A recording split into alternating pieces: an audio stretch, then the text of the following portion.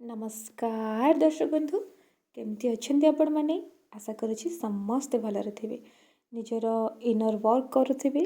आजर आत्मजागृति यात्रा आग को बढ़ुवे। आज आम पुणी थे कथा इनर चाइल्ड उन विषय माने अंत शिशुर क्षत विषय। अंत शिशुर क्षत बहुत प्रकार अच्छी से विषय बहुत पूर्वर वीडियो बनई। आज आउ गोटे प्रकार विषय कथा से हूँ अब्यूज वुंड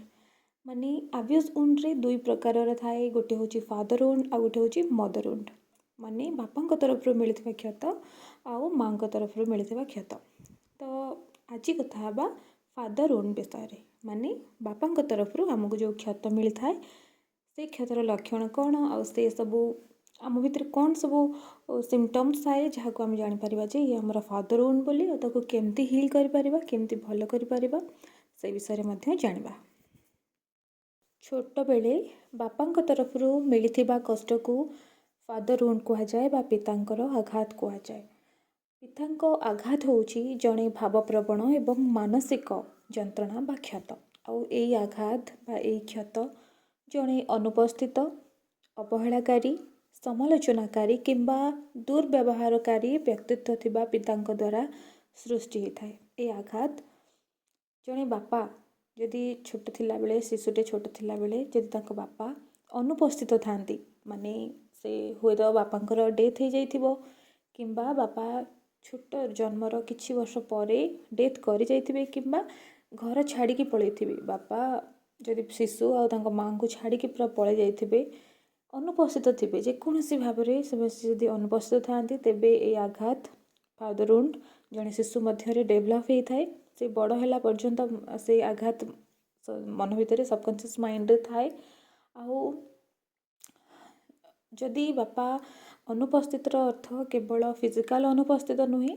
आ सहित बापा जदि पाखरे भी अच्छा फिजिकाली अच्छा पाखरे जदि सी इमोशनली अनुपस्थित थांती मानसिक भाव में अनुपस्थित थांती भावनात्मक रूप से अनुपस्थित थांती तेबे मध्य ए क्षत जड़े शिशु मध्य डेभलप होता है। एबे भावनात्मक मानसिक अनुपस्थित कौन बापा जदि आमर पाखरे थांती फिजिकाली थांती आमको प्रोवाइड करुथांती खाद्य वस्त्र बासगृह सबु प्रकार शिक्षा यदि आमको प्रोवाइड करुथांती किंतु तथापि तांको पाखरे समय न थाए आम पाखरे बसवाई कथा हाँवाई कि भावनात्मक रूपे कथा हाँवाई भावप्रवण भाव में कथा हाँवाई कि न थाए तांको समय तांको पाखरे न थाए बसी न थांती आमको कोड़े न थांती आम सहित बहुत टाइम स्पेंड कर न थांती जो वैल्यूएबल टाइम थाए जो इमोशनल भावनात्मक रूप जो टाइम थाए से सब जदि देना पिता अवेलेबल रही ना से सबू मैटर रे आउ मानसिक भाव में भी जदि अवेलेबल नहांती बापा तेबे ये मध्य बहुत बड़ इफेक्ट करें पिलांक मध्य रे बहुत बड़ क्षत सृष्टि करें आउ ये बहुत सटल लेवल रे क्षत होता है। आम जेहेतु आम पाखे अवेयरनेस नाही आमको ये विषय रे आमर सब इमोशनल हेल्थ को बहुत अवहेला करा जायछि नेग्लेक्ट करा जायछि समस्त को बहुत पूर्वर करा जायछि ए विषय रे कौनसी भी ज्ञान नाही अवेयरनेस नाही तो आम सब से कि बुझी पारुना आम सब भोगु से जंत्रणा को बोही चलू किंतु आम बुझी भी पारुना ये कौन होउछि आम बेले बेले प्रश्न भी आसे मन जे मते हठात एमती कष्ट कहीं होउछि जेतेबेले आम जो समाज भिड़रू जितेबाला एत सब हो हल्ला भिड़रू जितेबाला आम सब कर्तव्यर भिड़रू जितेबाला आम टिके शांत हो जाऊना आम मन आम आत्मा जो शांत हो जाए से आमको बहुत अजब प्रकार पेन सब फिल होता है आम बुझीपारना ये सब कौन। तो ये आ मध्यरु ये भी गोटे क्षत होता है जे father wound inner child wound बा फादर वुंड। तो बापांकर अनुपस्थिति फिजिकाल अनुपस्थिति हो कि मानसिक भावप्रवणता भाव में यदि अनुपस्थित थांती बापा इमोशनली अनअवेलेबल थांती जदि इंग्लिश रे कह जाए तेबे ये बहुत बड़ इफेक्ट पकई थाए शिशु का भितर इनर चाइल्ड वुंड डेभलप करें बहुत सटल लेवल रे करें सटल लेवल रे कहीं कहूँ कारण आम जिते फिजिकल जिनस को फोकस करूँ से आम इमोशनल जिनस को आम ये फोकस करूना ताको बहुत इग्नोर करूँ नेग्लेक्ट करूँ बुझी भी पारुना जानी भी पारुना से कहूँ सटल लेवल रे। तो ଜଣେ ବାପା ଯଦି ଇମୋସନାଲି ଅନଆଭେଲେବଲ୍ ଅଛନ୍ତି ପିଲାଙ୍କ ପ୍ରତି, ତେବେ ଇଏ ମଧ୍ୟ କ୍ଷତି କରିଥାଏ। ଆଉ ଇଏ ଯେଉଁ କ୍ଷତ, ଇମୋସନାଲି ଅନଆଭେଲେବଲ୍ କ୍ଷତ, ଫାଦରହୁଡ୍ ବହୁତ ଗଭୀର ଭାବରେ ଇଫେକ୍ଟ ପକାଇଥାଏ, ବିଶେଷ କରି ଝିଅ ପିଲାଙ୍କ ଭିତରେ, ଝିଅ ଶିଶୁମାନଙ୍କ ଭିତରେ ବହୁତ ବଡ଼ ଗଭୀର ଭାବେ ଇଫେକ୍ଟ ପକାଇଥାଏ। ଆଉ ଗୋଟେ ରହିଲା ଅବହେଳାକାରୀ, ସମାଲୋଚନାକାରୀ, ଦୁର୍ବ୍ୟବହାରକାରୀ ବ୍ୟକ୍ତିତ୍ୱ ଥିବା ପିତା। ଏହାର ଅର୍ଥ ଯଦି ବାପା ବହୁତ ଅବହେଳା କରିଛନ୍ତି, ସେ ମାନସିକ ରୂପେ ହେଉ କିମ୍ବା ଫିଜିକାଲି ହେଉ କିମ୍ବା ସବୁ କ୍ଷେତ୍ରରେ ଯଦି ବହୁତ ଅବହେଳା କରିଛନ୍ତି ପିଲାମାନଙ୍କୁ, ଶିଶୁମାନଙ୍କୁ, ହେଇପାରେ ସବୁ ପ୍ରକାରର ଯୋଗାଇ ଦେଇଥିବେ, ଧନ ବହୁତ ଥିବ, ସବୁଆଡ଼ୁ ଫିଜିକାଲି ମ୍ୟାଟେରିଆଲିଷ୍ଟିକ୍ ଜିନିଷ ସବୁ ଯୋଗାଇ ଦେଇଥିବେ, କିନ୍ତୁ ଭାବନାତ୍ମକ ଭାବରେ ଅବହେଳା କରିଥିବେ, ମାନସିକ ଭାବରେ ଅବହେଳା କରିଥିବେ, ସେ ବି କ୍ଷତ ସୃଷ୍ଟି କରିଥାଏ। ଆଉ ସମାଲୋଚନାକାରୀ ଅର୍ଥ ବାପା କେବେ ବି ପ୍ରଶଂସା କରିନଥାନ୍ତି, ନିଜ ଝିଅକୁ, ନିଜ ଛୁଆଙ୍କୁ ପ୍ରଶଂସା କରନ୍ତିନି। ସେ ଛୋଟ ଛୁଆ ଥିଲାବେଳେ ଯେଉଁ ଛୋଟ ଛୋଟ ଜିନିଷରେ ଆଚିଭମେଣ୍ଟ କରିଥାନ୍ତି, ତାକୁ କେବେ ପ୍ରଶଂସା କରନ୍ତିନି, କେବେ ବି ଆପ୍ରିସିଏସନ୍ ଦେଇନଥାନ୍ତି କିମ୍ବା ଗ୍ରହଣ କରିନଥାନ୍ତି ଗୁଣ ସବୁକୁ। ଯେ ଯଦି ଝିଅଟେ କଳା ଅଛି, ରଙ୍ଗରେ କଳା ଅଛି, କିମ୍ବା ତାଙ୍କର କୌଣସି ବି ଅଡ଼ୁଆ ଲାଗୁଛି, ପାଠରେ ସେମାନେ ଟିକେ କମ୍ ଅଛନ୍ତି, କମଜୋର ଅଛନ୍ତି, ସବୁ କଥାକୁ ନେଇକି ସମାଲୋଚନା କରିଥାନ୍ତି ଯେ ତୋର କିଛି ହେଇପାରିବନି, ତୁ ଏମିତି କଳା ଦେଖିବାକୁ ତୋତେ କିଏ ନେବ କେଜାଣି, ହେଇପାରେ କଥାରେ କହିଦିଅନ୍ତି। କିନ୍ତୁ ଇଏ ବହୁତ ବଡ଼ କ୍ଷତ ସୃଷ୍ଟି କରିଥାଏ ପିଲାଙ୍କ ଭିତରେ, ସବଟଲ୍ ଲେଭେଲରେ, ସବକନସିୟସ୍ ମାଇଣ୍ଡରେ ଫରକ ପକାଇଥାଏ। ତ ଏମିତି ବି କରିଥାନ୍ତି ଯେ ବହୁତ ଅନସେଫ୍ ଫିଲ୍ କରିଥାନ୍ତି ବାପାମାନେ, ପିଲାମାନଙ୍କୁ ଆକ୍ସେପ୍ଟ କରିନଥାନ୍ତି, ଗ୍ରହଣ କରିନଥାନ୍ତି, ସବୁ ଜିନିଷରେ ପରଫେକ୍ସନ୍ ଖୋଜିଥାନ୍ତି ପିଲାଙ୍କ ଭିତରେ। ଯେ ଆଗରୁ ବି ତ ବହୁତ ଥିଲା ନା ଆମ ସମାଜରେ, ଯେ ସବୁଥିରେ ପରଫେକ୍ଟ ରହିବା ଦରକାର। ଆଉ ବିଶେଷ କରି ବାହାଘର ପାଇଁକି ଝିଅମାନଙ୍କୁ ଛୋଟବେଳୁ ସବୁବେଳେ ନଜର ରଖାଯାଏ ଯେ ପରଫେକ୍ଟ ହେବା ଦରକାର, ସୁନ୍ଦର ରୂପ ହେଇଥିବ, ସୁନ୍ଦର ଗୁଣ ଦରକାର, ଭଲ ପାଠ ବି ପଢ଼ୁଥିବ, ସବୁ କ୍ଷେତ୍ରରେ। ତ ବାପାମାନେ ବହୁତ ସମାଲୋଚନା କରିଥାନ୍ତି, ତୁ ଏମିତି ଦେଖିବାକୁ କିଏ ତୋତେ ନେବ କେଜାଣି, କେଉଁଠି ତୋତେ ଦେବି କେଜାଣି, ବହୁତ କରିକି ବି ବାପାମାନେ ବହୁତ ସାଧାରଣ ଭାବରେ ଲାଗିଥାଏ ଏ କଥା, କିନ୍ତୁ ବହୁତ ସାଧାରଣ ଜମା ବି ହେଇନଥାଏ। ଆଉ ଦୁର୍ବ୍ୟବହାର କରିଥାନ୍ତି ବାପା, ପିଲାମାନଙ୍କୁ ଯଦି ବାଡ଼ଉଥାନ୍ତି ଅଧିକ, ପ୍ରତ୍ୟେକଟି କଥାରେ କୌଣସି ବି ପ୍ରୋବ୍ଲେମକୁ ସଲ୍ଭ ନ କରିକି ବାପା ଆଗ ରାଗିଯାଆନ୍ତି, ଚିଲେଇ ଦିଅନ୍ତି, ଖରାପ କରିକି କହିଦିଅନ୍ତି କିମ୍ବା ବାଡ଼ାବାଡ଼ି କରନ୍ତି ଅଧିକ। ପୁଅମାନେ ବି ଥାଆନ୍ତି, ପୁଅମାନଙ୍କୁ ବି ଏମିତି କରିଥାନ୍ତି। ଇଏ ବି କ୍ଷତ ସୃଷ୍ଟି କରିଥାଏ, କେବଳ ଝିଅ ପିଲା ନୁହେଁ, ପୁଅମାନଙ୍କ ଭିତରେ ବି କ୍ଷତ ସୃଷ୍ଟି କରିଥାଏ ବହୁତ ଗଭୀର ଭାବରେ, ଆଉ ବିଶେଷ କରି ଝିଅମାନଙ୍କୁ ପକାଇଥାଏ ବି। ତ ଯଦି ଦୁର୍ବ୍ୟବହାର କରିଛନ୍ତି ବାପା, ତ ସିଏ ବି ବହୁତ ଗଭୀର ଭାବରେ କ୍ଷତ ପକାଇଥାଏ ଜଣେ ଶିଶୁ ମଧ୍ୟରେ, ଇନର ଚାଇଲ୍ଡ ୱୁଣ୍ଡକୁ ଡେଭଲପ୍ କରିଥାଏ ଧୀରେ ଧୀରେ। ଓକେ, ଆଉ ଯଦି ଆମେ ଲକ୍ଷଣ ଜାଣିବା, ତେବେ ପିଲାଙ୍କ ଭିତରେ, ଯେଉଁ ପିଲାଙ୍କ ଭିତରେ ଫାଦରହୁଡ୍ ଥାଏ, ସେମାନଙ୍କ ଭିତରେ ନ୍ୟାଚୁରାଲି ଛୋଟବେଳୁ ଡେଭଲପ୍ ହେଇଥିବ ଲ୍ୟାକ୍ ଅଫ୍ ସେଲ୍ଫ ୱର୍ଥ, ମାନେ ତାଙ୍କ ଭିତରେ ସେଲ୍ଫ ରେସ୍ପେକ୍ଟ, ସେଲ୍ଫ ୱର୍ଥ, ଆତ୍ମସମ୍ମାନ, ଆତ୍ମଯୋଗ୍ୟତା, ଏସବୁ ବହୁତ ଅଭାବ ଥିବ। ସେମାନେ ପିଲାମାନେ ନିଜକୁ ଭଲ ପାଆନ୍ତିନି, ନିଜର ଆତ୍ମସମ୍ମାନକୁ ବେଶୀ ଧ୍ୟାନ ଦିଅନ୍ତିନି, ଆତ୍ମଯୋଗ୍ୟତା ଉପରେ ବେଶୀ ଧ୍ୟାନ ଦିଅନ୍ତିନି, ମାନନ୍ତିନି, ଗ୍ରହଣ କରିନଥାନ୍ତି, ସବୁବେଳେ ଲ୍ୟାକ୍ ଫିଲ୍ କରନ୍ତି ନିଜ ଭିତରେ, ଯୋଗ୍ୟତା ଅନୁଭବ କରନ୍ତିନି, ଭ୍ୟାଲିଡେସନ୍ ଚାହିଁଥାନ୍ତି ସବୁବେଳେ ଅନ୍ୟମାନଙ୍କ ଠାରୁ, ଯେ ମୋତେ ଅନ୍ୟମାନଙ୍କୁ ଏକ୍ସଟ୍ରା ଓଭର ଗିଭିଂ ହେବାକୁ ପଡ଼ିବ, ବହୁତ କିଛି ଦେବାକୁ ପଡ଼ିବ, ବହୁତ କିଛି କରିବାକୁ ପଡ଼ିବ, ତାପରେ ଯାଇକି ମୋତେ ଅନ୍ୟମାନେ ଭ୍ୟାଲିଡେସନ୍ ଦେବେ, ମାନେ ବୈଧତା ଦେବେ ମୋ କାର୍ଯ୍ୟକୁ, ମୋ ସବୁ ଓଭର ଗିଭିଂ ନେଚରକୁ, ତାପରେ ଯାଇକି ମୋତେ ମୋ ନିଜର ସେଲ୍ଫ ରେସ୍ପେକ୍ଟ ଫିଲ୍ ହେବ, ମୋତେ ମୋ ନିଜର ସେଲ୍ଫ ୱର୍ଥ ଫିଲ୍ ହେବ। ଆଉ ଅଧିକ ବି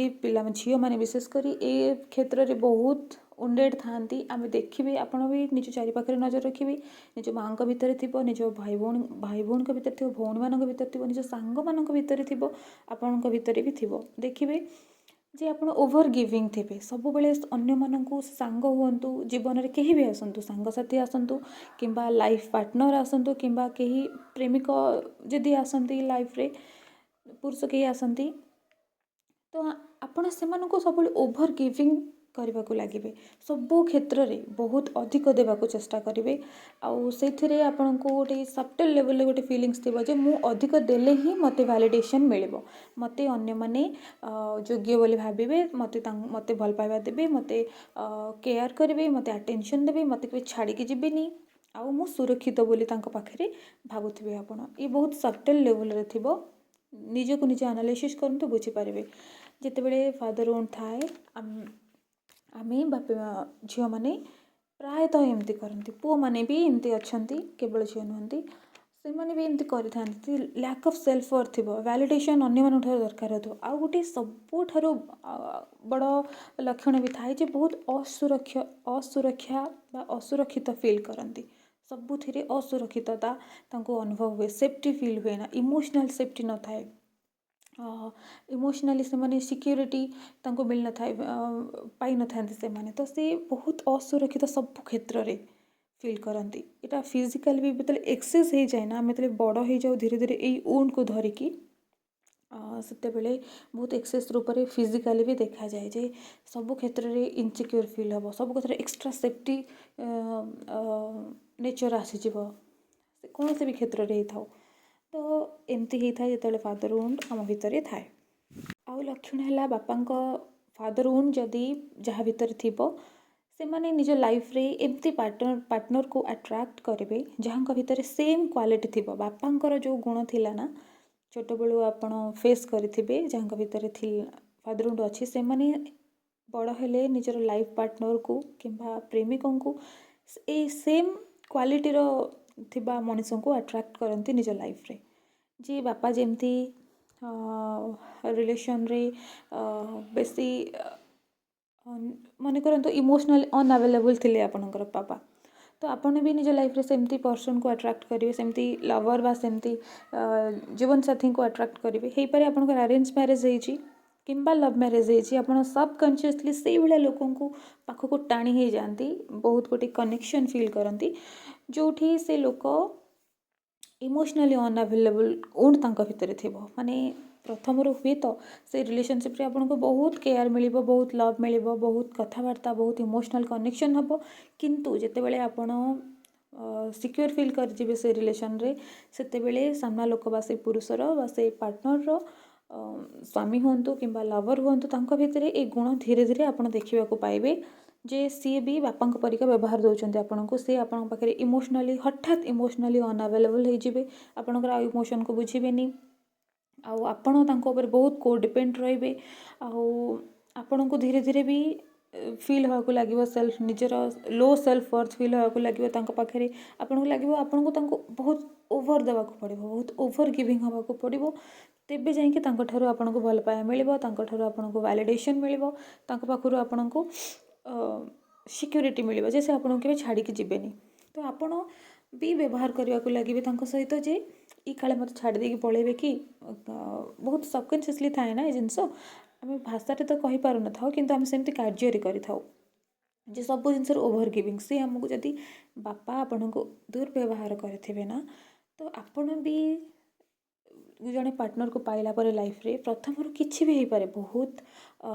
ଯେଉଁ କହନ୍ତି ହନିମୁନ୍ ପିରିୟଡ଼ ଚାଲେ, ସେଇଭଳିଆ ହେଇଥାଇପାରେ ପ୍ରଥମରୁ, ଲଭର୍ ହୁଅନ୍ତୁ କିମ୍ବା ହଜବେଣ୍ଡ ହୁଅନ୍ତୁ, କିନ୍ତୁ କିଛି ସମୟ ପରେ, କିଛି ବର୍ଷ ପରେ, ମେ ବି 2-3 ବର୍ଷ ପରେ, ଏତେ ବି ଯାଏ ନା, 1 ବର୍ଷ ବି ଲାଗିଯାଏ ଅସଲ ରୂପ ବାହାରକୁ ଆସିବା ପାଇଁ। ତ ବାପାଙ୍କର ସେଇ ରୂପ ସେ ପିଲାଙ୍କ ଭିତରେ, ସେଇ ପାର୍ଟନର ଭିତରେ ଆପଣ ଦେଖିବାକୁ ପାଇବେ ଯେ ସିଏ ବି ଆପଣଙ୍କୁ ଦୁର୍ବ୍ୟବହାର କରୁଛନ୍ତି, ଆଉ ବହୁତ ଖରାପ କରିକି କହୁଛନ୍ତି, କିମ୍ବା ଆପଣଙ୍କୁ ଯେଉଁଟା କଷ୍ଟ ଲାଗେ ସେଇ ସବୁ କାର୍ଯ୍ୟ କରୁଛନ୍ତି, ଆପଣଙ୍କ ସହିତ ଇମୋସନାଲି ଆଭେଲେବଲ୍ ରହୁନାହାନ୍ତି, ଆପଣଙ୍କୁ କୌଣସି ବି ଲଭ୍ ପ୍ରୋଭାଇଡ଼ କରୁନାହାନ୍ତି, କିଛି ବି କରୁନାହାନ୍ତି। ତ ସେତେବେଳେ ଆପଣ ସେଇଟାକୁ ଦେଖିବାକୁ ପାଇବେ, ଆଉ ଆପଣ ଛାଡ଼ି ବି ପାରିବେନି, ଆପଣ କୋଡିପେଣ୍ଡେନ୍ସିରେ ସେତେବେଳକୁ ଆସିଯାଇଥିବେ ଯେ ୟାଙ୍କୁ ହିଁ, ୟାଙ୍କଠାରୁ ଭଲ ପାଇବା ପାଇଲେ ହିଁ ମୋର ଭ୍ୟାଲିଡେସନ୍ ଅଛି ବା ମୁଁ ନିଜ ଭିତରେ ସୁରକ୍ଷା ଫିଲ୍ କରୁଛି।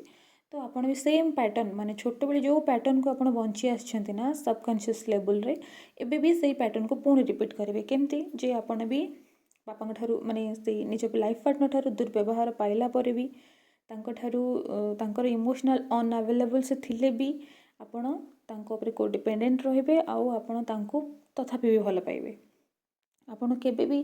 ଭାବିବେନି, ଆପଣଙ୍କ ଭିତରେ ସେ ସାହସ ବି ଆସିବନି ଯେ ମୁଁ ଏଇ ମଣିଷକୁ ଛାଡ଼ିଦେବି କି ୟାଙ୍କୁ ଛାଡ଼ି ଦେଇକି ମୁଁ ପଳେଇବି, ଏଇ ସାହସ ଜମା ଆସିବ ହିଁ ନାହିଁ। ଆପଣ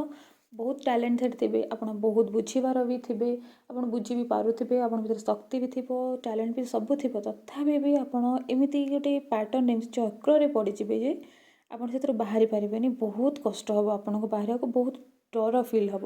ଯେ ମୁଁ ଏ ରିଲେସନ୍ରୁ ବାହାରି ହିଁ ପାରିବିନି, ମୋତେ ଡର ଲାଗିବ। ଆପଣ ବହୁତ ଇନସିକ୍ୟୁର୍ ଥାଆନ୍ତି ନା ଛୋଟବେଳୁ, ଯେତେବେଳେ ଆପଣଙ୍କର ଉଣ୍ଡ ଆପଣଙ୍କ ଭିତରେ ଅଛି ନା, ତ ଛୋଟବେଳେ ଆପଣ ବହୁତ ଇନସିକ୍ୟୁର୍ ଥିବେ ଇମୋସନାଲି। ମେ ବି ଆପଣଙ୍କ ପାଖରେ ସବୁ ପ୍ରକାର ଆଭେଲେବିଲିଟି ଥିବ, ଆପଣ ଫାଇନାନ୍ସିଆଲି ବହୁତ ଷ୍ଟ୍ରଙ୍ଗ ଥିବେ, ଆପଣ ଘର ଲୋକ ବି ଥିବେ, ସମସ୍ତେ ଥିବେ, ତଥାପି ବି ଆପଣ ସେ ରିଲେସନ୍ରୁ ବାହାରି ପାରିବେ ନାହିଁ। ଆବ୍ୟୁଜ୍ ହେଲା ପରେ ମଧ୍ୟ ନିଜ ପାର୍ଟନର୍ ଠାରୁ, ତାଙ୍କଠାରୁ କଷ୍ଟ ପାଇଲେ ମଧ୍ୟ, ଦୁର୍ବ୍ୟବହାର ପାଇଲେ ମଧ୍ୟ ଆପଣ ଇମୋସନାଲି ଏତେ ୱିକ୍ ଥିବେ, ଏତେ ଡିପେଣ୍ଡେଣ୍ଟ ଥିବେ, କୋଡିପେଣ୍ଡେଣ୍ଟ ଥିବେ ଇମୋସନାଲି, ଯେ ଆପଣ ସେ ରିଲେସନ୍ରୁ ବାହାରି ପାରିବେନି, ତ୍ୟାଗ କରିପାରିବେନି, ସେ ରିଲେସନ୍କୁ ଛାଡ଼ି ପାରିବେନି। ସେ ରିଲେସନ୍କୁ ସବୁବେଳେ ଚେଷ୍ଟା କରିବି, ଓଭର ଗିଭିଂ ହେବି, କେମିତି ରିଲେସନ୍କୁ ମୁଁ ସେଫ୍ ରଖିବି, କେମିତି ୟାକୁ ଯୋଡ଼ିକି ରଖିବି। ଆପଣଙ୍କ ଭିତରେ ସବୁ ଆବ୍ୟୁଜ୍ ସହୁଥିବେ ସେ ରିଲେସନ୍ରେ, ଯେ ଆପଣଙ୍କର ପାର୍ଟନର୍ ଆପଣଙ୍କୁ ବହୁତ ମାରପିଟ୍ ବି କରୁଥିବେ, କିମ୍ବା ଆପଣଙ୍କୁ ଗାଳିଗୁଲଜ କରୁଥିବେ, ଆପଣଙ୍କୁ ସବୁବେଳେ ଛୋଟ ନିଚା ଦେଖାଉଥିବେ, ଆପଣଙ୍କୁ ପ୍ରଶଂସା କରୁନଥିବେ, ସବୁଥିରେ ଆପଣଙ୍କୁ ଖୁଣ୍ଟା ଦେଉଥିବେ କିମ୍ବା ନିନ୍ଦା କରୁଥିବେ, କିଛି କୌଣସି ପ୍ରକାର ସପୋର୍ଟ ମିଳୁନଥିବ, ଇମୋସନାଲି ସପୋର୍ଟ ମିଳୁନଥିବ କିମ୍ବା ଫିଜିକାଲି ସପୋର୍ଟ ମିଳୁନଥିବ, ଆଉ ସେମାନେ ଇମୋସନାଲ୍ ଅନଆଭେଲେବଲ୍ ମଧ୍ୟ ଥିବେ, ଯେ ଆପଣ କ'ଣ କଲେ ଆପଣଙ୍କ କ୍ଷତି ହେଲା କି ନାହିଁ, କଷ୍ଟ ହେଲା କି ନାହିଁ, ଆପଣ କାନ୍ଦୁଛନ୍ତି, ମନ ଦୁଃଖ କରୁଛନ୍ତି, ରାଗୁଛନ୍ତି, ଅଭିମାନ କରୁଛନ୍ତି, କିଛି ବି ତାଙ୍କୁ ଫରକ ପଡ଼ିବନି। ଏସବୁ ଜିନିଷ ଆପଣ ପାର୍ଟନର୍ ଭିତରେ ଧୀରେ ଧୀରେ ଦେଖିବାକୁ ପାଇଲେ ମଧ୍ୟ ଆପଣ ଛାଡ଼ିପାରିବେନି ସେ ରିଲେସନ୍କୁ, ସେ ସାହସ, ସେ ଶକ୍ତି ଆପଣଙ୍କ ଭିତରେ ଆସିବନି। ଏଥିରେ ଦୁର୍ବଳ ଆମେ ଭାବିବା କି ନାଇଁ ଦୁର୍ବଳ ଅଛି, କି ଫାଇନାନ୍ସିଆଲି ଷ୍ଟ୍ରଙ୍ଗ ନାହିଁ, କିମ୍ବା ଘର ଲୋକ, ଶାଶୁ ବାପାଙ୍କ ଘର ଲୋକ କେହି ସପୋର୍ଟ ନାହାନ୍ତି, ସେଥିପାଇଁ କି ଝିଅଟେ ବାହାରକୁ ବାହାରି ପାରୁନି, ଏଇଭଳିଆ ଆବ୍ୟୁଜିଭ୍ ରିଲେସନ୍ସିପ୍ରୁ ବି। ଏମିତି ନୁହେଁ। ପ୍ରକୃତରେ ଯେତେବେଳେ ଆମେ ଇମୋସନାଲି ବହୁତ ୱିକ୍ ଥାଉ ନା, କୋଡିପେଣ୍ଡେଣ୍ଟ ଥାଉ, କାରଣ ଏସବୁ ଫାଦରହୁଣ୍ଡ ପାଇଁକି ଆମ ଭିତରେ ଡେଭଲପ୍ ହେଇଥାଏ, ଯେ ଇମୋସନାଲି କୋଡିପେଣ୍ଡେଣ୍ଟ ହେବା ରିଲେସନସିପ୍ରେ ଲୋ ସେଲ୍ଫ ୱର୍ଥ ଥାଏ, ସେଲ୍ଫ ଲଭ୍ ନଥାଏ, ଅନ୍ୟମାନଙ୍କ ଠାରୁ ଭ୍ୟାଲିଡେସନ୍ ସବୁବେଳେ ଆମକୁ ଦରକାର ହେଇଥାଏ। ବିଶେଷ କରି ଯେତେବେଳେ ଫାଦରହୁଣ୍ଡ ଆମ ଭିତରେ ଥାଏ, ଆମ ଲାଇଫ୍ ପାର୍ଟନର୍ ଠାରୁ ଆମକୁ ବହୁତ ଭ୍ୟାଲିଡେସନ୍ ଦରକାର ହେଇଥାଏ, ମାନେ ଆମ ଲାଇଫ୍ରେ ଆସିଥିବା ସବୁ ପୁରୁଷମାନଙ୍କ ଠାରୁ।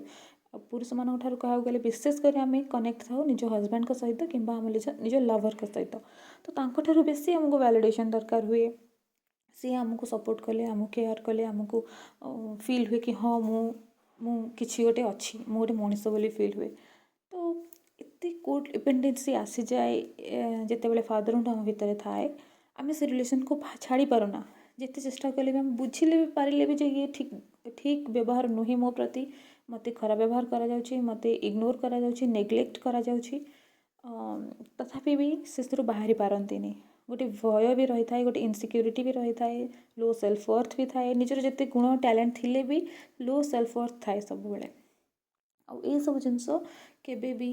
ସାହସ ଦେଇପାରିନଥାଏ ଯେ ଏସବୁ ରିଲେସନ୍ରୁ ବାହାରିବା, କାରଣ ଇଏ ସବୁବେଳେ ନିଜ ପାର୍ଟନର୍ ଭିତରେ ଗୋଟେ ବାପାଙ୍କୁ ଦେଖିଥାନ୍ତି, ତାଙ୍କଠାରୁ ଯେଉଁ ଛୋଟବେଳେ ବାପାଙ୍କର ଠାରୁ ଯାହା ପାଇନଥାନ୍ତି ନା, ସବୁବେଳେ ଗୋଟେ ସବଟଲ୍ ଲେବୁଲ୍ରେ ସେମାନେ ନିଜ ପାର୍ଟନର୍ ଠାରୁ ପାଇବାକୁ ଚାହିଁଥାନ୍ତି, ଯେ ଇଏ ମୋତେ କେୟାର କରିବେ, ମୋତେ ଲଭ୍ ଦେବେ, ଇମୋସନାଲି ଆଭେଲେବଲ୍ ରହିବେ, ମୋର ସବୁ ଇମୋସନ୍କୁ ଶୁଣିବେ, ବୁଝିବେ, ତାକୁ ଭ୍ୟାଲିଡେସନ୍ ଦେବେ, କେୟାର କରିବେ। ସବୁ ପ୍ରକାରର ବାପାଙ୍କ ଠାରୁ ଯାହା ପାଇନଥାନ୍ତି ଛୁଆମାନେ, ସେମାନେ ନିଜ ପାର୍ଟନର୍ଙ୍କ ଠାରୁ ଚାହିଁଥାନ୍ତି। ଆଉ ଆପଣ ଏଇଭଳିଆ ଯେଉଁ ସର୍କଲ୍କୁ ନା, ଏଇଭଳିଆ ପ୍ୟାଟର୍ନକୁ ହିଁ ଭଲ ପାଇବା ବୋଲି ଭାବି ଦେଇଥାନ୍ତି। ଯେତେବେଳେ ଆମେ ଆୱେରନେସ୍ ନାହିଁ ନା ଯେ ଏସବୁ ଓଣ୍ଡ, ଏସବୁ କ୍ଷତ, ଆକୁ ହିଲ୍ କରିବାକୁ ପଡ଼େ, ଆମର ଆୱେରନେସ୍ ନାହିଁ, ତ ଆମେ ଛୋଟବେଳୁ ଏଇସବୁ ଜିନିଷକୁ ହିଁ ଲଭ୍ ବୋଲି ଭାବି ଦେଇଥାଉ, ଯେ ବାପା ଯେତେ ଗାଳି ଦିଅନ୍ତୁ, ଯେତେ ଇମୋସନାଲି ଅନଆଭେଲେବଲ୍ ରୁହନ୍ତୁ, ଯେତେ ଆପ୍ରିସିଏସନ୍ ନ ଦିଅନ୍ତୁ, ଯାହା ବି କରନ୍ତୁ ନା, ଆମେ ତାଙ୍କୁ ଭଲ ହିଁ ପାଇଥାଉ। ଛୋଟବେଳୁ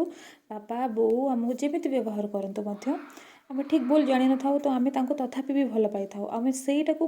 ଠିକ୍ ବୋଲି ଭାବି ଦେଇଥାଉ, ଯେ ଏଇଭଳିଆ ଆମକୁ ଗାଳି ଦେଲେ ମଧ୍ୟ, ଆମର ହଜବେଣ୍ଡ କିମ୍ବା ୱାଇଫ୍ ଆମକୁ ଗାଳି ଦେଲେ ମଧ୍ୟ, ଆମର ଇମୋସନ୍କୁ ନ ବୁଝିଲେ ମଧ୍ୟ, ଇମୋସନାଲି ଆଭେଲେବଲ୍ ନ ରହିଲେ ମଧ୍ୟ ଆମେ ତାଙ୍କୁ ଭଲ ପାଇବା, ଆଉ ତାଙ୍କ ପ୍ରତି ଆପେ ଆପେ ଭଲ ପାଇବା ଆସିଯାଏ ବି, କାରଣ ଆମର ଛୋଟବେଳୁ ଏ ପ୍ୟାଟର୍ନକୁ ଆମେ ବଞ୍ଚି ଆସିଛେ ନା, ଆମେ ଠିକ୍ ଭୁଲ ବୁଝିପାରୁନା, ଆମେ ସେଇଟାକୁ ଭଲ ପାଇବା ବୋଲି ଭାବିଥାଉ। ଯେ ଯଦି ମୋ ପାର୍ଟନର୍ ମୋତେ ଗାଳି କରୁଛି, ମୋତେ ମାଡ଼ ମାରୁଛି, ମୁଁ ଭୁଲ ନଥିଲେ ବି ମୋତେ ଦୋଷ ଦେଉଛି, ମୁଁ ଭୁଲ ନଥିଲେ ବି ମୋତେ ଦଣ୍ଡ ଦେଉଛି, तथापि भी तार अर्थ सी भी मत भल पाऊँ और मुझे भल पाइबा दरकार मुझे मो नीड्स को भूली जावा दरकार मत ओवर गिविंग हवा दरकार कारण छोट बेलू आप सब ओवर गिविंग कर सब बापा बोऊ को इम्प्रेस करने को आप चेष्टा कर गोटे भल कम करी मो निजर क्षति हो बर मु भल कम करी मत शारीरिक भाव में कष्ट लगुच तथापि भी मुझे कमटा करदेवि जहाँद्वारा कि बापा ठार मत एप्रिसिएसन मिल प्रशंसा मिल वैलिडेसन मिल अप्रुवाल मिल तो आपण भी लाइफ पार्टनर सहित भी से भाया व्यवहार करने को लगती से भी आपन को से भाया व्यवहार करते आपण भी छोट बड़ी जमी व्यवहार करते से भाया व्यवहार करते और भावती जे ये ही भल पाइबा आपको ही भल पाइबा कहते तो आपण ये सब जो पैटर्न रे पड़ी रहती चक्र बारंबार बारंबार पड़ती आपन जिते टैलेंटेड होते भी आपन सब बेले अनकनशियसली बापा अप्रुवाल को खोजते सब बेले जिते बड़ हो गले जिते बड़ आप जातु आप सब बापा ठार जो मिल न थाए ना से सबू अप्रुवाल आपण अनकनशियसली निज पार्टनर ठारू खोजी था पार्टनर को भितर से अप्रुवाल को सब आप खोजी था आउ गोटे सिम्पटम्स भी आमर आसी थाए जे आप विश्वास करें क्या भी सहजरे विशेषकर पुरुष लोक मान विश्वास करें आपण को राग आसी जाए अधिक हठात आउ आपन सब बॉडी इमेज इश्यू थी आपंकर निश्चित भाव में निज शरीर को लेकिन बहुत सब व्यस्त रहती कि मोटा पतला हाइट अधिक नुहे कम हाइट कलर कला गोरा ये सब नहीं कि आप भीतर निश्चित भाव में गोटे सफ्टवेयर लेवल जदि आप उपरको स्ट्रंग बोली भावुंट कि स्ट्रंग बोली रहा चेष्टा कर निजको ध्यान देवे निज उपर फोकस रखिए देखिए बुझीपारे आपको सब बॉडी इमेज इश्यू थी जे निजर शरीर मोटा पतला हाइट कलर को लेकिन आप सब बहुत अशांति रोथे व्यस्त रोथे केमी सजाड़ी केमी मु अप्रुवाल पाइबी जो जदि आप पार्टनर भी आप लाइफ रे आसी लवर हूँ कि हजबैंड हूँ तो आप सब चेष्टा करेंगे ठारू निज बॉडीर अप्रुवाल पाइबापी कि निज बॉडीर कौन ताको कहती ठारू प्रशंसा पाइबापी कि गोटे सेफ्टी पाइबापी कि जे बापा माने जमती एक्सेप्ट करि थांती ना झील मानक पिला मानक जे मो छुआ जहाँ भी होता मोर ही आउ मो छुआ मोर ही ताको बहुत भल पाए बहुत स्नेह करे से तार किसी अभाव ना ये सब जो सेफ्टी पिला मानक दि जावा उचित यदि पाई न थांती तो से पिला बड़ हेले ता पार्टनर ठारू से सब खोजी थांती से सब अप्रुवाल को खोजी थांती तो आपनकर बॉडी इमेज इश्यू भी थिबो ताको भी नजर देबे आउ बुझीपारे आउ रहा आपण बापा ठार जिते कष्ट पाई भी से मैंने आपण पाखे टोटाली भी आवेलेबल नथिबे एमती कि फिजिकाली आपण पाखे थाए टोटाल आपण जीवन में तांकर किछि भी रोल नथिबो से आपण को केबे भी हक कर नथिबे केबे कोळई नथिबे केबे भी आपण को इमोशनल इश्यू को पूरण कर इमोशनल नीड को पूरण कर नथिबे इमोशनल आपण कौन भावती कौन चाहती किछि भी बुझी नथिबे तथापि भी आपन जदि अब्यूज भी करिसेंती माड़ गाड़ी देइसेंती खराब करी कहिसेंती जहाँ भी करिसेंती ना अवहेला करिसेंती तथापि भी आपन निज बापा को सब गोटे हीरो लाइक देखती आपण को बापा को सब आपण अनकनशियसली सब माने भल मनीष भाव स्ट्रंग लोक हिसाब से देखी था हीरो भाया आप देखी था तो ये भी गोटे उंड आपण भी अनकनशियसली से भाया पर्सन को अट्राक्ट करते जी बाहर तो हीरो टाइप रो व्यवहार करुवे हीरो टाइप रो देखा जाउथिबे स्ट्रंग लगुवे हीरो टाइप रो बाहर से पुरुष माने किंतु जेते बेले आपण तांको अट्राक्ट करेंगे आउ जेते बेले आपण तांको सहित बहुत क्लोज हो कि मैरेज हो तो जिते बहुत क्लोज हो भितर आप बापांकर जो रियल रूपटा थिला से रूप पार्टनर को भितर देखा मिले तो ये बहुत झील मान जीवन में ये टाइप जिनस बहुत घटी आसूँ आम भी देखुचे भी प्रूफ आम पाखे अच्छी बहुत झील मैंने ये सब जिन कम्प्लेन भी कर स्टार्टिंग तो सब भल बहुत भल पाइबा थिला एते भल पाइबा मत कौटी मिल नाला किंतु एबे बहुत माने अलग रूप मो स्वामी तो यहाँ केवल फादर पाई ही होता है आम जानी न था जेहेतु निजे अवेयर न था आम भितर फादर वुंड अच्छी से आम निज फादर वुंड को हिल भी कर न था से आम अनकनशियसली सब्टल लेवल रे से भाया पार्टनर को आम अट्राक्ट कर तो समस्ते जाचे जे आम सब मनीष निजर प्रकृत रूप को लुचेकी निज भीतर दुख कष्ट जंत्रणा निज भीतर राक्षस सबको लुचेकी आम मुखा पिंधि था बाहर दुनिया रे हमको समस्त आगे मुखा पिंधिबाकू पड़े जे समस्त आगे भल हवाकू पड़े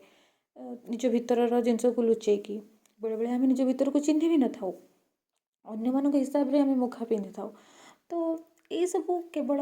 आम नुहे अन्य भितर भी तो अच्छी ना जे जदि आप कौन पार्टनर को आप अट्राक्ट कर भितर भी निहाती फादर वुंड थी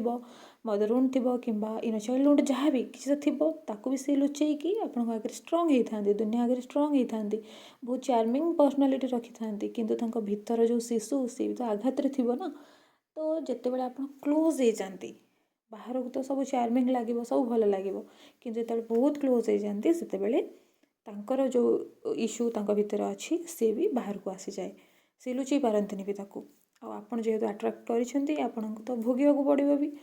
आपन को तो मिरर से करेंगे ही आप भर कौ उंड अच्छी तो जिते बड़े पार्टनर दी जन सांग हो जाती मैरिज करना सब भल संपर्क थी बहुत वर्ष तो नुहे 2-4 वर्ष पर तो माने अत्यधिक यदि कह पड़े बहुत लेट हेले 2-3 वर्ष पर जना पड़ जाए जे कौन कौन सब उंड अच्छी तो से कि डिवोर्स होता है आम जो बुझीपारूनु आम बुझीपार था कि मिसअंडरस्टैंडिंग भी हुए मिसअंडरस्टैंडिंग तो नुहे इन सब प्रॉब्लम जो सामना को आसे बहुत सारा लोक मैंने डिवोर्स भी करें जी समस्त भावती कि एत भल भाव था डिवोर्स कहीं होगा ये थाए भितर उंड थाए जो आम अट्राक्ट करें जेहेतु समस्ते मुखा पिंधिकी बुलू आम निजे भी जान था आम भितर कौ गुण अच्छी आम भितर कौ क्षत अच्छी आते से क्षत को ट्रिगर करला वाला कहीं आसी जाती आम जीवन में बहुत क्लोज रे तो आमर से क्षत ट्रिगर हुए आम भितर से गुण सब बाहर जो गुण आम निजे भी देखी न था जो गुण कहीं देखी न था सामने तो से गुण सब बाहर लगे जो बाहर लगे आमको भी असुविधा होता है अन्य लोक मानक भी असुविधा होता है जेहेतु हिल है तो असुविधा निहती हम ना से डिवोर्स होता है प्रॉब्लम्स आसी था बहुत प्रकार जिनस होता है तो आम ये सब जानिले लक्षण हाँ आउ गोटे भी लक्षण जे अच्छी आम ना जिते फादर वुंड जहाँ भितर थाए से माने निजर सेक्सुअल सेल्फ ठारू डिस्कनेक्ट हो जाती माने निजर जो सेक्सुअल एनर्जी थाए ना नेचुरल जो सेक्सुअल एनर्जी थाए जो beautiful high vibrational sexual energy थाए गोटे दिव्य सेक्सुअल एनर्जी थाए सेक्सुअल एनर्जी गोटे बहुत दिव्य एनर्जी सी एमती नॉर्मल नुहे जहाँ आम एमती भावी दो जहाँ आम बेले बेले पाप भी भावी दो सी एक्चुअली से नुहे बहुत दिव्य एनर्जी आमर ऊर्जा को ऊपर को नेबार ये प्रथम लेवल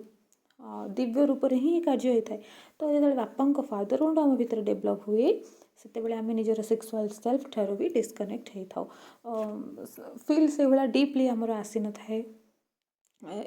जिते जहाँ भल पाया मिलले भी ना ये उंड जदि आम भितर थी पूरा डीपली जो प्रकृत दिव्य एनर्जी ना सेक्सुअल एनर्जी सेटा आम डिस्कनेक्ट हो जाओ निज ठारू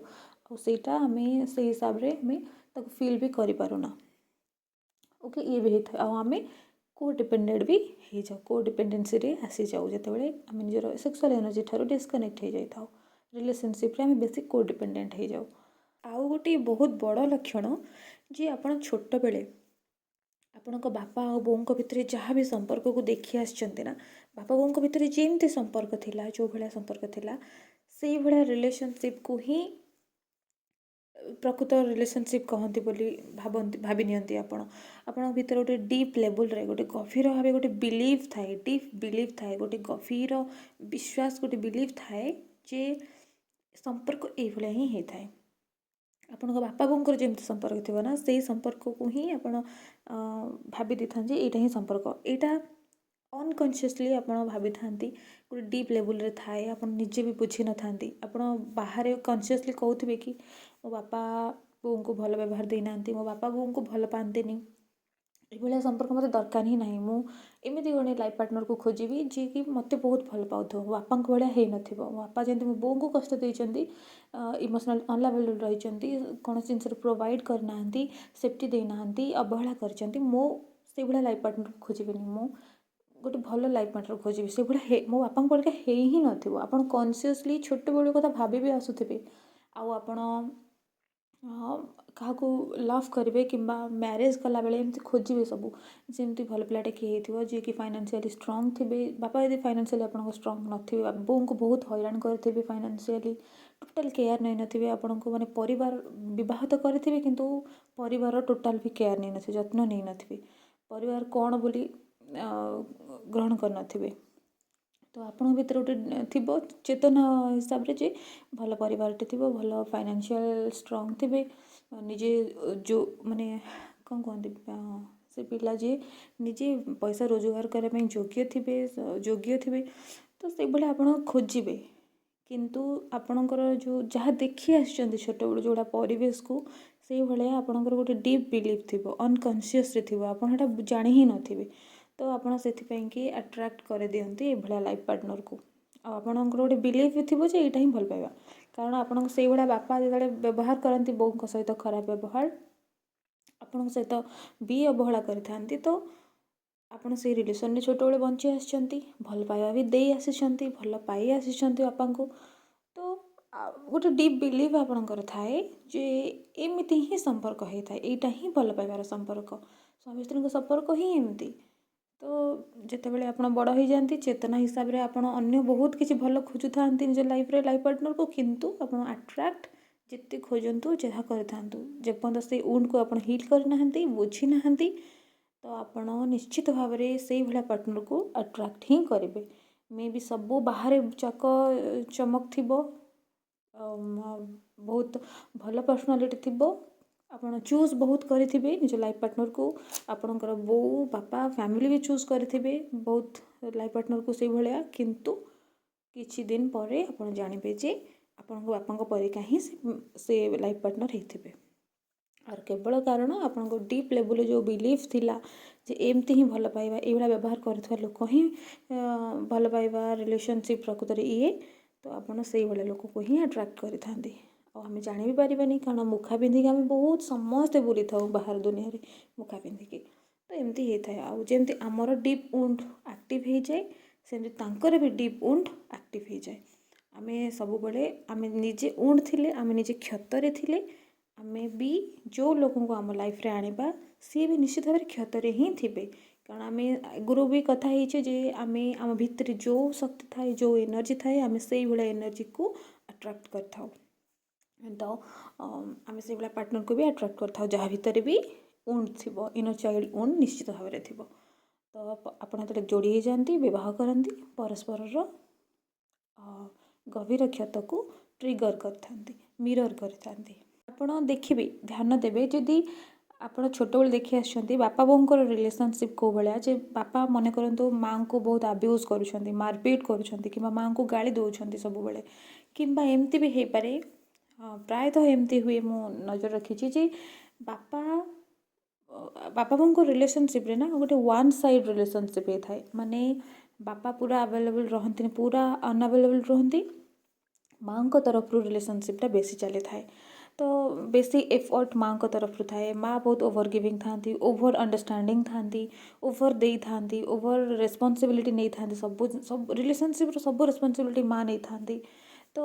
एमती भी था आउ ना बापा बहुत डोमिनेटिंग थे, बहुत कंट्रोलिंग थे, बहुत नार्सिसिस्टिक टाइप रे थे, सब गाली गुलज कंट्रोल डोमिनेट मैनिपुलेट ये सब जदि करुवे ना जमती कहली वन साइड रिलेशन थी, माँ को तरफ बेसी एफर्ट थाए, बापा तरफ नथिबो टोटाल, बापा सबुथिरे इरेस्पॉन्सिबल थे, सब कौन से भी अकाउंटेबिलिटी जमा भी नौ नथिबे, आउ नहले बहुत सारा लैक ऑफ कम्युनिकेशन थिबो आपन बापा बों को भितरे, बापा जमा भी बों को सहित कम्युनिकेशन ठीक नथिबो, कथावार्ता आलोचना इमोशनल टॉक किंबा विशेष करके जेकोसी प्रकार हो परिवार पिला छुआ विषय कथा ये सब कौन भी मैटर रे कम्युनिकेशन नथिबो, रेस्पॉन्सिबिलिटी नथिबो, बहुत इरेस्पॉन्सिबल थे, नहले बहुत साइलेंट ट्रिटमेंट दौथे जदि बापा बों को मन करंतु बो कौन सी प्रॉब्लम है घरे कौन सी कथाटी कही कि मार्केट जाइए जिनसटी आनब कि घरे आज ये जिनस ना नहीं आसब कि पिलार ये जिनसटा दरकार नहीं आसब, तो बापा आनी नथिबे जेहेतु इरेस्पॉन्सिबल निश्चित भाव में थे, कौन सी प्रकार दायित्व नौ नथिबे, तो से आनी नथिबे। जदि माँ से विषय को लेकिन कि माने आलोचना कर चेष्टा करी कि तुम आणलनी कहीं एमती प्रॉब्लम हो गला एटा है सेटा है, झगड़ा भी माँ जदि रागी जाती चिल्लाती भी अभिमान भी करती ना, बापा तरफ किसी भी रिएक्शन नथिबो, बापा पूरा साइलेंट ट्रिटमेंट देवे, पूरा चुप हो किसी भी कहबेनि, आलोचना करेंगे, एक्सप्लेन भी करेंगे कि कौन सी इमोशनल से इमोशनल सिक्योरिटी बहुत आवश्यक होता है, कम्युनिकेशन बहुत आवश्यक होता है रिलेशनशिप रे, किंतु से सब टोटाल नथिबो। आपण देखिथिबे निज पिता माता भितर ए सब लैक ऑफ कम्युनिकेशन थिबो आ बहुत साइलेंट ट्रीटमेंट जदि बापा आपण बोऊ को दउथिबे, कौन सी क्षेत्र रे भी एक्सप्लेन करेंगे, कौन से क्षेत्र में भी रेस्पॉन्सिबिलिटी नेबेनी, रिलेशनशिप जो लव रेस्पॉन्सिबिलिटी थाए ताकू नेबेनी, जो केयर रेस्पॉन्सिबिलिटी थाए, अटेंशन थाए, विभिन्न प्रकार सब कौन भी नेबेनी, बहुत इग्नोर करुवे, माँ को बहुत नेग्लेक्ट करुवे, माँ को इमोशनल नीड को नेग्लेक्ट करुवे, फिजिकल नीड को नेग्लेक्ट करुवे, सब बेले साइलेंट ट्रीटमेंट दौथे। जदि कौन पेरेंट को भितर यदि कौन झगड़ा हो गला कि कौन कन्फ्लिक्ट क्रिएट हो गला, द्वंद्व क्रिएट हो गला मैटर रे, तो बापा संगे संगे उभान हो से जगार, माने पूरा इग्नोर करेंगे, पूरा नेग्लेक्ट करेंगे, पूरा साइलेंट हो, पूरा सट डाउन करदेवे निजको, माने पूरा सट डाउन करदेवे निजको, पूरा चुप हो, साइलेंट ट्रीटमेंट देवे। एमती दिन दिन धरिक भी चुप रहे, पूरा झगड़ा लगिगला, बो चिल्ले देले बापा उपरे, बापा पूरा साइलेंट रहिले, पूरा चुप रहिले, कौन से विषय आलोचना ना कि ना, दिन दिन धरी चलो, तापर आपे आपे कथा आरंभ हम नॉर्मल कथा। तो ये सब जब एत सब डिस्टर्बेंस फंक्शन आप निज पेरेंट भितर देखी ना, तो आप न चाहिए भी आपणकर चेतना मन नुहे, आपण अवचेतन मन रे, अनकॉन्शियस माइंड रे, सब्टल लेवल रे गोटे डीप बिलीव रही। आप छोट बेलू देखी देखी आसि मनीष को आप भल पाई आसि, बापा जो बापा आपण माँ सहित एमती व्यवहार करती, भल रिलेशनशिप ना, आपन बहुत भल पाई आसुचंती। जो बापा आपण को अवहेला करछंती, तांको आपण भल पाई आसुचंती, आपण अपव्यवहार करछंती, तांको आपण भल पाई आसुचंती। तो आपणकर सबकॉन्शियस माइंड गोटे शिक्षा शिखी थाए, जे ता भीतर गोटे स्टोर थाए, गोटे डीप बिलीव थाए जे संपर्क आपको ही कह जाए, आपको ही भल पाइबा कह जाए। आपण चेतना लेवल रे आपण दुनिया को देखंतु जे एमती भल पाया हुए, सेमती भल पाया हुए, जिते देखंतु, जिते बुझंतु, जिते से भला खोजंतु, तथापि भी आपण जो बिलीव अच्छे आप को ही अट्राक्ट करेंगे। तो आमको आमर से जो डीप बिलीव को जानवा पड़ो, हिल करा पड़ो। जेपर्यंत आम हिल न करे, आम जिते पार्टनर चेंज कले भी, मन करते आप बहुत भल सब थिला, पर बहुत खराब बाहर, बहुत प्रॉब्लम आसला, तो आप डिवोर्स ने, पुणी डिवोर्स नहीं आप चाहिए अन्य क्या आउ जन भल मनीष को बहुत करने जी आपको सेफ्टी दब, सिक्योरिटी दब, रिलेशनशिप मूल्य बुझी, जी रेस्पॉन्सिबल थी, डोमिनेट हो नथिबे, कम्युनिकेशन कथबार्ता हो पारे, इमोशनल अवेलेबल रोते, सब आप चूज करके मैरिज करेंगे। पुणी किछ दिन पर से पैटर्न पुणी रिपीट हम, पुणी आप पुणी आउ थे डिवोर्स ने, पुणी आउ थे आउ क्या मैरिज करेंगे, एमती हे कि एमती कर जिते भी आप बाछे निज लाइफ में मनीष को, पुरुष को कि वाइफ को, तो से भाया पैटर्न आपंकर रिपीट हम। मनीष अलग अलग हो पारती, किंतु पैटर्न जहाँ आपण भीतर बिलीव अच्छी से पैटर्न आपंकर रिपीट हो चलो मनीष अलग हेले भी। तो जदि आप बहुत भी करना, बहुत माने क्या भल पाँच जीवन के आसिले, पुणी से भाया व्यवहार से देले, पुणी आपको छाड़दे कि सी छाड़देले, आप आउ गोटे रिलेशनशिप को गले, आप 10टा कौन 100टा रिलेशनशिप को गले भी पैटर्न आपंकर सेम रिपीट हम, सेम